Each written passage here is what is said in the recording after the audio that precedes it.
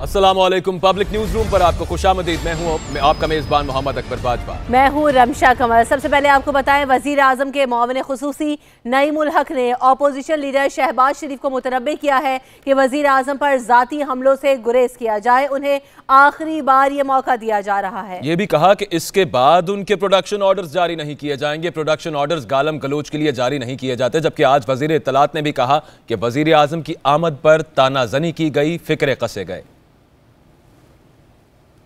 मुंतखब वजीर आजम को सिलेक्टेड भी कहा गया और यह भी कहा वजीर इत्तलात ने कि ज़िया की हैचरी से निकलने वाले ब्रॉयलर अंडे वजीर आजम को सिलेक्टेड कैसे कह सकते हैं। जब वो ऐसा कहते हैं तो हैरत होती है। और कौम के टैक्स से होने वाले पार्लियामान के इजलास बदतहजीबी, बदतमीजी और जाती मुखासमत की नजर होते जा रहे हैं। बिल्कुल, उन्होंने ये भी कहा कि आवाम के मसाइल की बात की जाती है, ना ही कानून साजी पर कोई ध्यान है। इस पे सितम है कि अपोजिशन रहनुमा खुले बंदों के कहते हैं कि पार्लियामान नहीं चलने देंगे। आज तो हद ही हो गई जब साबिक वजीर आजम शाहिद खाकान अब्बासी ने धमकी दी कि अपोजिशन लीडर इजलास में नहीं आ सकते तो वजीर आजम को भी नहीं आने दिया जाएगा। ये कैसी जमहूरियत है जिसमें अवाम के मुंतखब वजीर आजम को सिलेक्टेड कहा जाए, उन्हें ऐवान में आने से रोकने की धमकियां दी जाएं। जमहूरियत का दम भरने और राग अलापने वाले हिज़्ब इख्तिलाफ बेदर्दी से जमहूर और जमहूरियत की तौहीन में मसरूफ़ अमल है। जबकि अगर हुकूमत की बात की जाए तो उसने जमहूरी निज़ाम की बका की खातिर जेल में बंद और करप्शन के इल्ज़ामात के हामिल शहबाज शरीफ के प्रोडक्शन ऑर्डर जारी किए। आज शदीद तनकीद की गई फवाद चौधरी साहब की तरफ से और कहा गया कि गुज़श्ता रोज़ जब वज़ीर आज़म इमरान खान तशरीफ़ लाए कौमी असम्बली में तो फिक्रे कसे गए, गालियां दी गई। ये कोई तरीका नहीं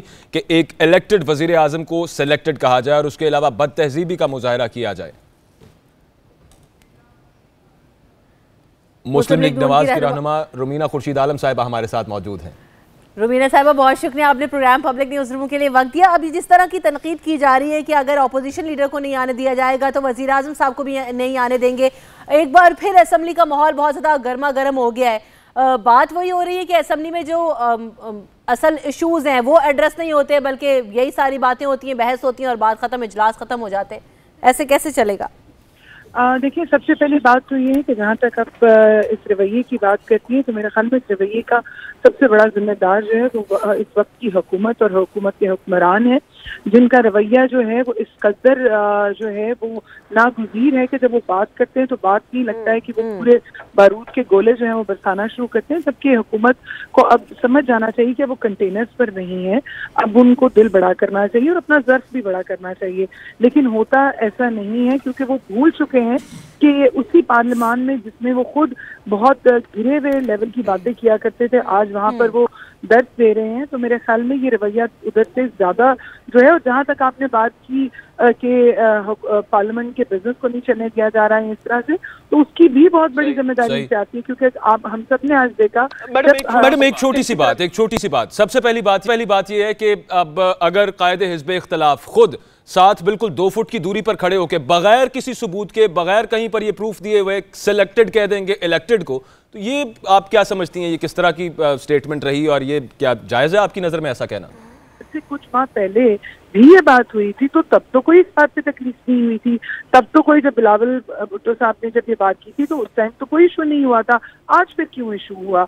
और दूसरी बात ये है कि क्या ये हुकूमत इस वक्त के लोग जो हैं, इन प्रिंसिपल आप बताएं ना, इस तरीके से ले लीजिए, उसूली तौर पर क्या ये जायज बात है? आपसे तो मैं ये पूछना चाह रहा हूँ, तब था कि अब नहीं है, इसका तो उससे कोई लेना देना नहीं है। 2 wrongs don't make 1 right।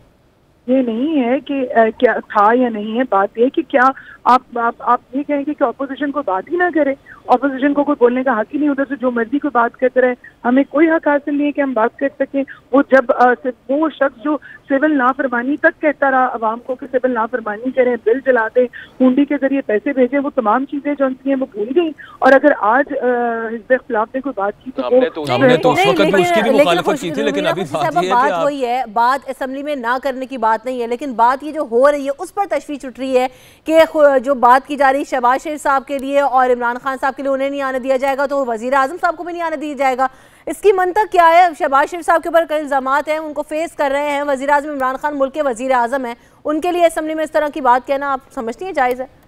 बात सुने, मुझे तो हैरत है इस वक्त आपकी इस गुफ्तगू के ऊपर की कि वजीर आजम साहब, पहली बात ये है कि वो इतने परेशान क्यों हो गए हैं कि क्या उनको अगर कह दिया तो इसका मतलब है कि बात में कोई सदाकत तो है जो उनको इतनी ज्यादा चुपी। और दूसरी बात ये कि नईमुल हक जो उनके मावने खुसूसी हैं, उन्होंने जो बयान दिया, क्या वो पार्लियामान का बिजनेस चला रहे हैं? क्या इससे तो साबित होता है कि वो वाकई पॉलिटिकल विक्टिमाइजेशन भी करते हैं? मैडम बड़ी छोटी सी बात, आप बिल्कुल, आप भी आपकी बात अपनी जगह पे दुरुस्त। कहने का मकसद, पूछने का मकसद सिर्फ इतना है। जो पहले रमशा ने बात की थी कि आप लोग यहां पर बैठे क्यों हैं, करोड़ों रुपए जो असेंबली इजलास पे खर्च होते हैं आखिर किस लिए होते हैं? अवाम के मसाइल हल करने के लिए होते हैं। दूसरी बात यह है, सिलेक्टेड कह लें, इलेक्टेड कह लें, या वो इसको गालियां दे दे या वो उसको ताने दे दे, ये बातें नहीं होनी चाहिए ना। अगर पहले होती रही है तो ये जस्टिफिकेशन है क्या उसकी? पूछने का मकसद सिर्फ ये है। जी ये बताइए कि जब पहले होती नहीं तो इस वक्त जो पार्लियामेंट का बिजनेस चलाना है वो किसने चलाना है? वो किसकी जिम्मेदारी है? वो ट्रेजरी बेंचेस की जिम्मेदारी है भाई।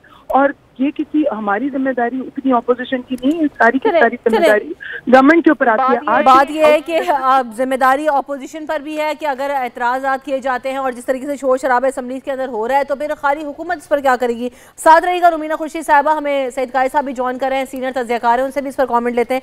सईद कायद साहब, हम बात वही कर रहे हैं, असम्बली के अंदर जो शोर शराबा होता है और आखा के ये भी तक कह दिया गया कि वज़ीर आज़म साहब को भी नहीं आने दिया जाएगा अगर अपोजिशन लीडर को नहीं आने दिया। क्या असम्बली के इस माहौल में अवामी इशूज एड्रेस हो सकते हैं? ये सारी बातों से नहीं निकल रहे अभी तो हम।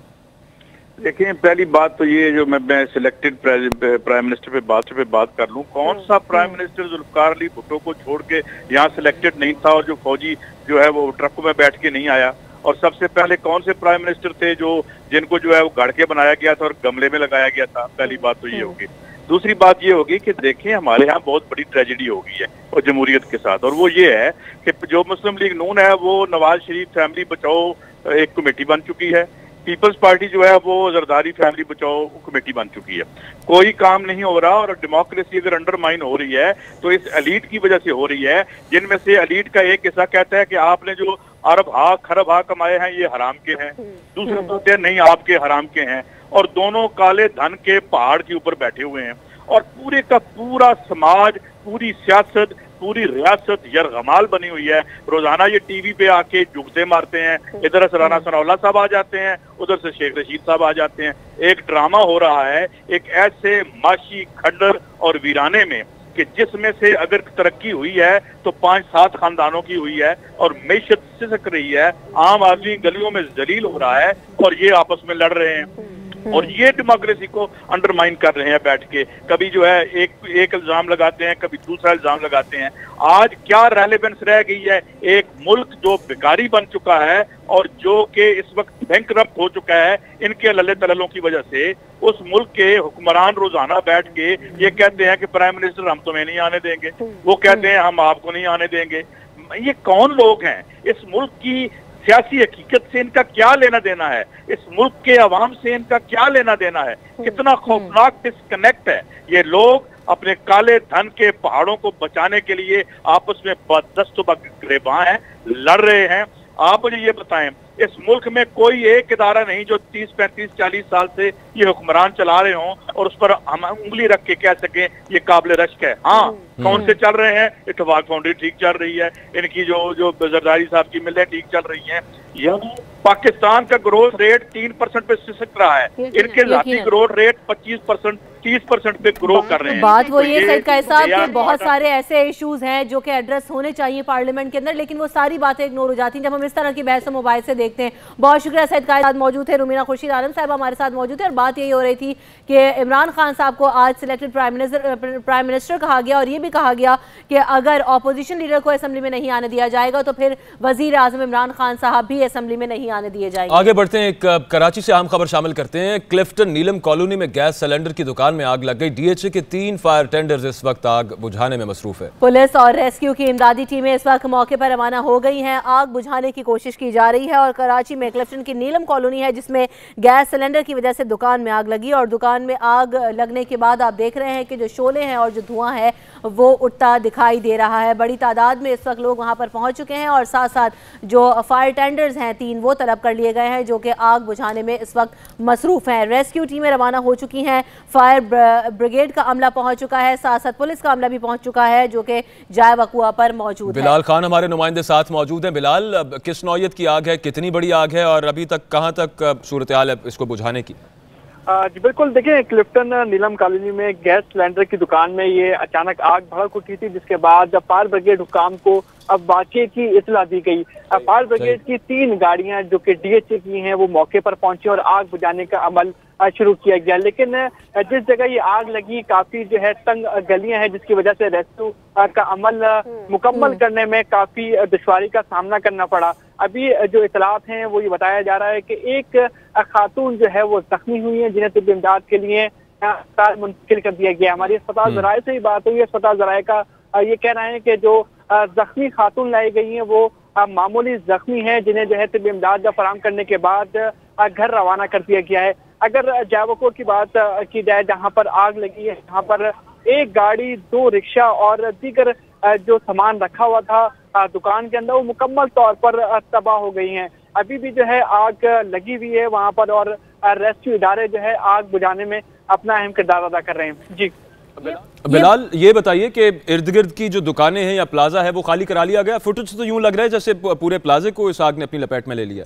जी बिल्कुल, मैंने आपको बताया कि इब्तदाई तौर पर ये आग गैस सिलेंडर की दुकान में लगी थी, जिसके बाद ये बढ़ते हुए जो दीगर जो दुकानें मौजूद थी अतराफ में, वहां पर भी जो है आग पहुंच गई और जिसके बाद जो है जो प्लाजा था उसको मुकम्मल तौर पर खाली करा लिया गया। ये बताया जाता है पुलिस की जानिब से कि ये प्लाजा जो है रिहायशी प्लाजा है, इसके ऊपर जो है रिहाइश रखी हुई है लोगों ने, जिसकी वजह से जो है ये आग लगने के बाद जो है तमाम लोगों को नीचे उतार दिया गया है और जो ये दुकानें थी इनमें आग बुझाने का अमल शुरू किया गया है। इब्तदाई तौर पर एक फायर ब्रिगेड की गाड़ी मौके पर पहुंची थी। जब आग की शिद्दत को देखते हुए मजीद गाड़ियां तलब की गई, जिसके बाद जो है आग की शिद्दत को देखते हुए मजीद गाड़ियां तलब की गई। आग बुझाने का सिलसिला इस वक्त जारी है। बिलाल खान, आपने हमें अपडेट किया, आपका बहुत शुक्रिया। पब्लिक न्यूज़ में ब्रेक लेंगे, ब्रेक के बाद हाजिर होंगे मजीद इशूज के साथ। Stay with us.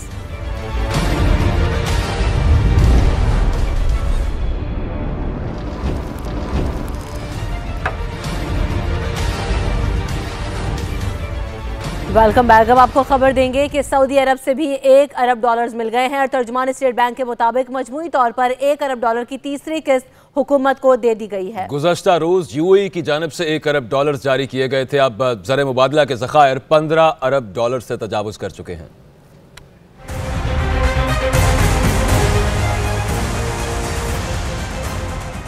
मुश्किल वक्त में मईशत को संभाला देने के लिए सऊदी अरब की जानिब से पाकिस्तान को $1 अरब की आखिरी किस्त भी मौसूल हो गई। सऊदी रकम मिलने के बाद स्टेट बैंक के ज़र मुबादला के ज़खायर का हजम $8 अरब 86 करोड़, जबकि ज़र मुबादला के ज़खायर का मजमूई हजम $15 अरब 25 करोड़ हो गया है। स्टेट बैंक के मुताबिक सऊदी अरब से मजमूई तौर पर $3 अरब मिल गए हैं। सऊदी रकम पर पाकिस्तान को 3% सालाना मुनाफा देना होगा। रकम सऊदी अरब की जानिब से दिए गए पैकेज का हिस्सा है, जिसमें सरमायाकारी और मौखर अदायगियों पर तेल की सहूलत भी शामिल है। गुज़श्ता रोज मुत्तहिदा अरब अमारात की जानिब से भी पाकिस्तान को $1 अरब मिले थे। तर्जुमान स्टेट बैंक के मुताबिक यूएई के $3 अरब में से $1 अरब की पहली किस्त मिल गई, बाकी $2 अरब भी जल्द पाकिस्तान को मिल जाएंगे। तर्जुमान स्टेट बैंक के मुताबिक ये रकम इमदाद नहीं बल्कि सरमायाकारी है, इस पर सालाना 3% मुनाफा देना होगा। मुत्तहिदा अरब अमारात पाकिस्तान को $3 अरब मालियत का खाम तेल मौखर अदायगियों पर देगा। मुख्तलिफ मंसूबों में सरमायाकारी भी करेगा।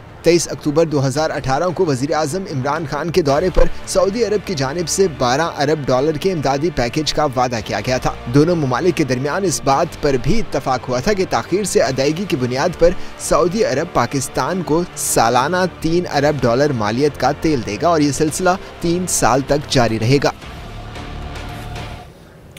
ये रिपोर्ट आपने मुलायजा की। आबिद कयूम सुलहरी साहब हमारे साथ मौजूद हैं, रुकन इक्तिसादी कौंसिल हैं। बहुत शुक्रिया सर वक्त देने के लिए। अब जो करंट अकाउंट डेफिसिट था वो तो तकरीबन खत्म हो चुका हुकूमत का। ओवरऑल स्ट्रैटेजी क्या है अब, किस तरह से ये, क्योंकि अपोजिशन कह रही है कि ये एक आर्टिफिशियली आपने खत्म किया है जो डेफिसिट है, लेकिन अब ऑर्गेनिकली अब किस तरह से इसको खत्म किया जाएगा? ये देखिए, हुकूमत की स्ट्रेटेजी जो थी ये 3 स्टेजेस पे थी। पहली तो ये थी कि इस माली साल के लिए बैलेंस ऑफ पेमेंट का बंदोबस्त किया जाए, खा वो IMF से हो, खा वो दोस्त ममालिक से हो, और वो हमने देखा कि वो बंदोबस्त हो चुका है। दूसरी जो है वो मीडियम टर्म जिसके इफेक्ट आएंगे वो स्ट्रक्चरल रिफॉर्म्स हैं इकोनॉमी में। अभी जो 2 दिन पहले मिनी बजट पेश किया गया, उसमें बहुत सी जो ईज ऑफ डूइंग बिजनेस और कॉस्ट ऑफ डूइंग बिजनेस के जो पहलू एड्रेस किए गए, वो बेसिकली इकोनॉमी के उन दुखती रगों को हल करने की कोशिश थी उनका, जो कि काफी अरसे से इकोनॉमी में एक इरिटेंट के तौर पे थी। उसके अलावा जो मीडियम टर्म में जो लॉस मेकिंग एंटरप्राइजेज हैं, जो एनर्जी सर्कुलर डेट है, जो टैक्स नेट है, उन सबको एड्रेस करना शामिल है। और अगर हम इन द लॉन्ग रन देखते हैं, जो कि शायद अगले 2 से ढाई साल में मटीरियलाइज हो रही होंगी चीजें, तो वो है इन्वेस्टमेंट को अट्रैक्ट करना। और इस वक्त आप देखिए कि पाकिस्तान जो है वो इन्वेस्टमेंट का हब बनता जा रहा है खलीजी ममालिक के लिए। सऊदी अरब यहाँ पे $10 बिलियन की सरमायाकारी करना चाह रहा है, UAE यहाँ पे सरमायाकारी करना चाह रहा है, कतर यहाँ पे सरमायाकारी करना चाह रहा है। और ये इसको हम ये भी कह सकते हैं कि सीपेक का डिविडेंड हमें मिल रहा है कि सीपेक फेज 1 में जो इंफ्रास्ट्रक्चर बना, जो एनर्जी मिली, अब उसी को आगे बढ़ाते हुए इस पे खलीजी ममालिक यहाँ पे आना चाह रहे हैं। और इस तरह की सरमायाकारी की तवक्को की जा रही है, तो यकीनन ये सीपेक की कंटिन्यूएशन चाइना। तो आबिद साहब, ये जो बात हो रही है इस वक्त के इमदाद के तौर पर ये रकम आई है, पैकेजेस की सूरत में आई है, लेकिन है वही कि हमें वापस करनी। दूसरी जानिब हुकूमत की जानिब से इसको कहा गया कि 3% हमें इस पर मुनाफा देना होगा, जिन भी ममालिक से हम ये पैकेजेस ले रहे हैं, इन्वेस्टमेंट हम यहाँ पर करेंगे, सरमायाकारी करेंगे। उसके बाद क्या तरीक़ाकार होगा, और क्या वाकई जो पूरी रकम है वो भी वापस करनी होगी, या सिर्फ जो आप प्रॉफिट शेयर कर रहे होंगे बिजनेस का वो होगा? ये बैलेंस ऑफ पेमेंट सपोर्ट के लिए पैसे बैंक्स में रखवाए जा रहे हैं और इस पर मार्कअप पे करना होगा। और अगले माली साल में इसके लिए फिर एक नई आपको स्ट्रेटेजी देखना पड़ेगी कि बैलेंस ऑफ पेमेंट जो है वो किस तरीके से एड्रेस करनी है। ये रातों रात मसाइल हल नहीं होंगे, लेकिन इस साल के लिए बैलेंस ऑफ पेमेंट की जो चीजें हैं वो मैनेज हो चुकी है। अच्छा सर, रिफॉर्म्स की बात है। अब कहा भी ये गया कि ये बजट नहीं है, ये वैसे रिफॉर्म्स ही हैं जो मिनी बजट उमर साहब ने पेश किया, वो सारा मामला आपके सामने रहा। अब ओवरऑल उन्होंने एक बड़ी अच्छी बात की, उन्होंने ये कहा कि चलें ठीक है, यहाँ पर हम इन्वेस्टमेंट की तरफ तो जा रहे हैं, लेकिन सेविंग रेट हमारा बहुत कम है। उसके लिए किया क्या गया है? कुछ बताया नहीं गया कि वो किस तरह से बढ़ाना है हमने। वो आप ही ये बात करें कि अगले साल देखेंगे, तो फिर अभी अगर कम से कम कुछ स्ट्रैटेजी है तो वो पता तो होनी चाहिए आवाम को कि आप सेविंग्स रेट किस तरह बढ़ाएंगे। GDP रेशो है ना, ये तो उस वक्त आपकी बढ़ती है जब इकोनॉमिक एक्टिविटीज जनरेट होती है। स्ट्रैटेजी पूछ रहा हूँ सर मैं, आगे प्लान क्या है? यही है ना कि आप बिजनेस को कंडूसिव एनवायरनमेंट दें ताकि बिजनेस चलने के काबिल हो सके। अगर बिजनेस चलेंगे, अगर आपका यहाँ पे ईज ऑफ डूइंग बिजनेस आती है, कॉस्ट ऑफ डूइंग बिजनेस कम होती है, इकोनॉमिक एक्टिविटीज जनरेट होंगी, और वही जो इकोनॉमिक एक्टिविटीज जनरेट होती हैं उन्हीं से आप इन्वेस्टमेंट कर रहे हैं लोकल, और वही आपकी सेविंग का हिस्सा बनेगी, और उसी पे आप टैक्सेशन देते हैं। अगर मुल्क में डायरेक्ट टैक्सेशन का सर अभी तक कोई सामने नहीं, इनडायरेक्ट टैक्सेशन ही है सारा मामला। वो पूछना मैं सिर्फ ये चाह रहा था, ब्रीफली बता दीजिएगा कि जो रिफॉर्म्स लेकर आने हैं वो कब तक हमारे सामने आ जाएंगे, सिर्फ ये पूछना चाह रहा हूँ। इकोनॉमिक डेवलपमेंट फ्रेमवर्क आपके सामने आ रहा होगा अगले 2 हफ्तों में, जो कि एक मजीद जिसमें रिफॉर्म्स जो हैं उनकी बात हो रही होगी। और ये ठीक है, अगले 2 हफ्ते तक वेट कर लेते हैं, पता चल जाएगा कि क्या रिफॉर्म सामने आएंगे, किस तरह से सेविंग्स बढ़ाई जाएंगी और क्या आएगी, और FBR में क्या इस्लाहात होंगी, डायरेक्ट टैक्स नेट में किस तरह मजीद शहरियों को लाया जा सकता है। आबिद करीम सोलहरी साहब हमारे साथ मौजूद थे, बहुत शुक्रिया आपके वक्त का। और यहाँ पर एक अहम खबर सामने आ रही है कि हमजा शहबाज आइंदा 24 घंटों में लंदन रवाना हो सकते हैं, और हमजा शहबाज का नाम ECL में निकलते साथ ही वो आइंदा 24 घंटों के दौरान लंदन रवाना हो सकते हैं। ये खबरें सामने आ रही हैं। हमजा शहबाज अपने भाई सलमान शहबाज की तीमारदारी करने जाएंगे, और खबर ये सामने आ रही है कि लाहौर हाईकोर्ट के हुक्म पर जो उनका नाम ECL से निकला था, तो अब वो आइंदा 24 घंटों में रवाना हो सकते हैं लंदन के लिए। मिर्जा रमजान बेग हमारे नुमाइंदे हमारे साथ मौजूद हैं। तो मिर्जा रमजान बेग, बताइएगा इन खबरों में कितनी सदाकत है?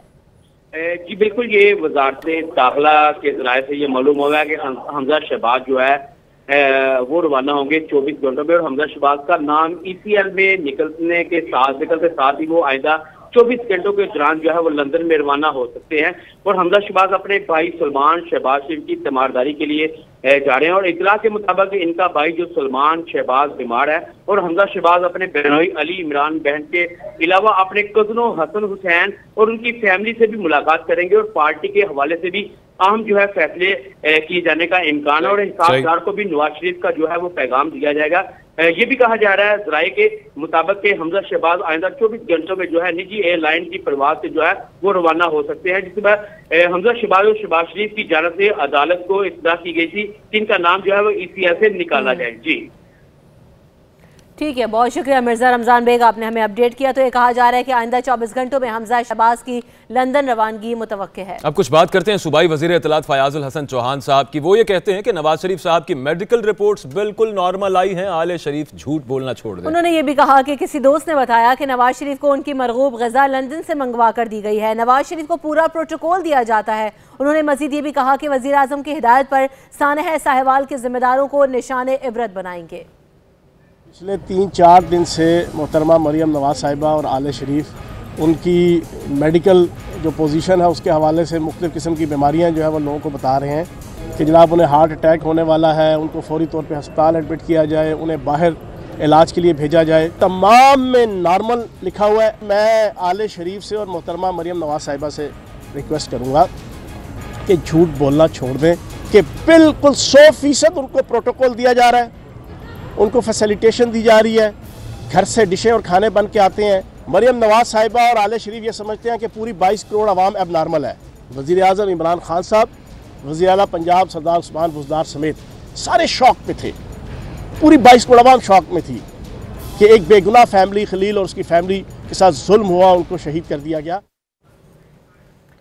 तो आज फयाजुल हसन चौहान साहब ने शदीद तनकीद का निशाना बनाया और उन्होंने जवाबात दिए कि जो मरियम नवाज साहिबा की जानिब से बात की जा रही है और जो मरियम औरंगजेब साहिबा बयान दे रही हैं उनमें कोई सदाकत नहीं है और पूरा प्रोटोकॉल नवाज शरीफ साहब को दिया जा रहा है, उनका भरपूर ख्याल रखा जा रहा है। कल भी इसी हवाले से जब गुफ्तगू हुई तो उन्होंने कहा कि जो भी सहूलियात हैं वो दी जा रही हैं, जबकि उनके घर वालों को भी मिलने की इजाज़त दे दी गई है और उनके जो डॉक्टर हैं, ज़ाती मौलिज हैं, उन्हें भी मिलने के लिए कोई मुआवनत मना नहीं किया गया है। मायजा हमीद साहिबा हमारे साथ मौजूद हैं, मुस्लिम लीग नवाज की रहनुमा। बहुत शुक्रिया मैडम आपके वक्त का।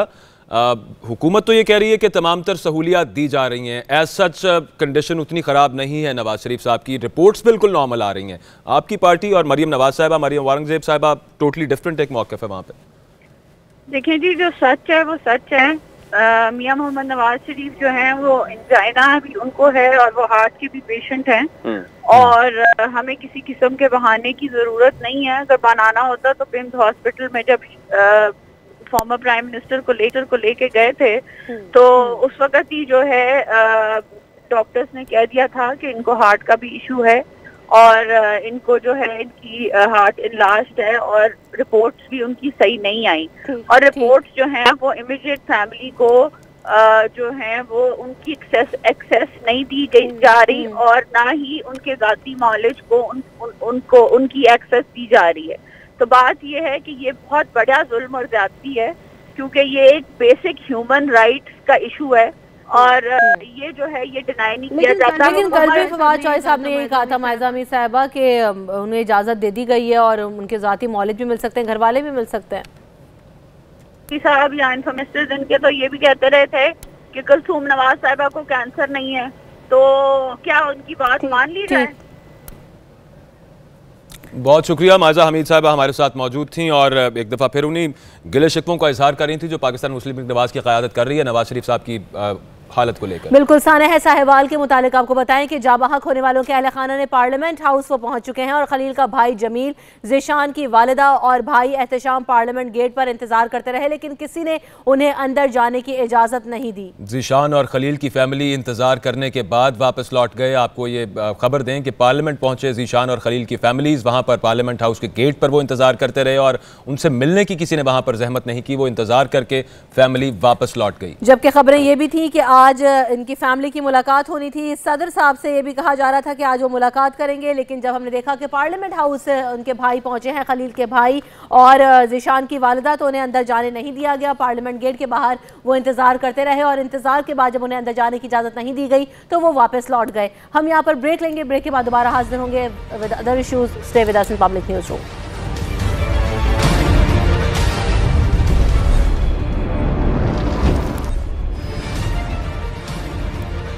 पब्लिक न्यूज़ रूम में एक मरतबा फिर आपको खुशामदीद। अब कुछ बात करेंगे अलीमा खानम की आमदन और असासों के मामले की। तो ये असासे किसी खैराती इदारे से कोई ताल्लुक नहीं रखते। अलीमा खानम ने अपने ऊपर लगे तमाम इल्जामात का जवाब दे दिया है और जवाब में ये भी कहा गया कि अलीमा खानम ने बैरून मुल्क तमाम जायदाद जायज़ ज़राए आमदन से खरीदी है।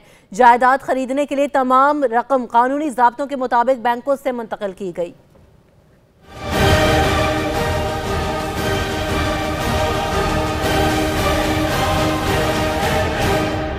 फलाही इदारों के खिलाफ साजिश करने वाले बेनकाब हो गए। गरीबों के लिए बने फलाही इदारों पर बेबुनियाद इल्जामात लगाकर सियासत चमकाने वालों को अलीमा खानम ने करारा जवाब दे दिया। अलीमा खानम ने अपने ऊपर लगे तमाम इल्जामात का सबूतों के साथ जवाब दे दिया। अलीमा खानम ने अपने वकील सलमान अकरम राजा की वसातत से बयान जारी कर दिया है, जिसमें वाज़ेह किया गया है कि अलीमा खानम की आमदन और असासों का किसी खैराती इदारे से कोई ताल्लुक नहीं। जवाब में कहा गया कि अलीमा खानम ने बैरून मुल्क तमाम जायदाद जायज ज़राए आमदन से खरीदी। जायदाद खरीदने के लिए रकम तमाम कानूनी ज़ाब्तों के मुताबिक बैंकों के जरिए मुंतकिल हुई। जवाब में कहा गया कि अलीमा खानम ने वरासती और शौहर की जानिब से मुंतकिल शुदा जायदाद फरोख्त करके बैरून मुल्क जायदाद खरीदी और इसी जायदाद पर बैरून मुल्क कर्जे लिए। अलीमा खानम या उनके शौहर ने 7 करोड़ 25 लाख से जायद सरमायाकारी नहीं की। जवाब में वाज़ेह किया गया कि अलीमा खानम अपने असासों पर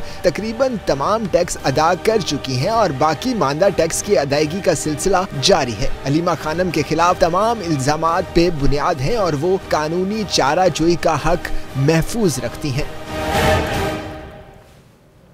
यहाँ पर ब्रेक लेंगे, ब्रेक के बाद दोबारा हाजिर होंगे, हमारे साथ रहिए।